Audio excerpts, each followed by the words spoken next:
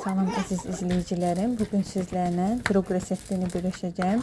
Qarşıdan gələn Qurban bayramınızı da təbrik edirəm. Necə belə bayramlara çıxasınız. Bayramda eləyə biləcəyiniz çox dadlı piroq reseptini sizlərlə bölüşmək istedim. Sizə də fikir olsun bayramda eləməyə. Çox dadlı, cəmli piroqdur.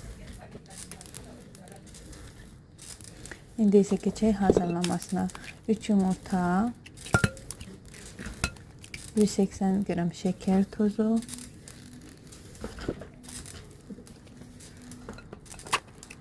150 qram kərə yağı, 200 qram smetan ya da qatıqda, smetan yoxdursa qatıqda əlavə eləyə bilərsiniz.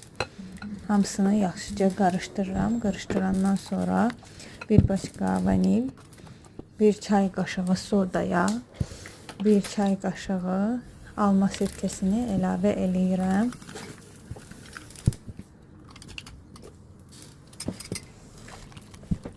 Əlavə eləyib yaxşıca qarışdırıram. Sonra isə apardığı qədər unla xəmir yoğururam. Xəmir yumşaq xəmir olmalıdır. Çox bərk etmək lazım deyil. Xəmir yoğurduqdan sonra 2 hissəyə bölürəm. Birinci biraz bir tərəfə, qalanı çox hissəsi olacaq. Bu hissəni biraz belə əlimlə ovxalayıb, xaldeniyyə 15-20 dəqiqə qədər gözlədirəm ki, bərkisin. Onu üstünə vuracağım tyorkadan keçirməyə. Bu halda eləyib tərəfqaya qoyub buzluğa atıram ki, biraz bərkisin. Qalan xəmiri isə bu formada yayıb pişirəcəyim tavaya əlavə eləyirəm. Əlimlə də düzəliş eləyirəm. Əlimlə ayranı bərabər hissəyə bölürəm. Sonra isə onu pişirməyə qoyuram. Biraz bişdikdən sonra, çox qızartmıram. Biraz bişdikdən sonra cəmi əlavə eləyib cəm fərq yoxdur. Evdə hansı cəmlə varsa istifadə eləyə bilərsiniz.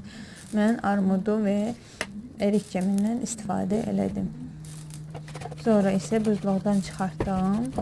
Donmuş xəmiri tyorkadan keçirdirəm üstünə. Sonra isə 180 dərəcədə 25-30 dəqiqə bişirirəm yenə. Siz də bu formada eləyib nuş eləyə bilərsiniz. Mənə dəstək olmaq üçün kanalıma abunə olub like eləməyi unutmayın.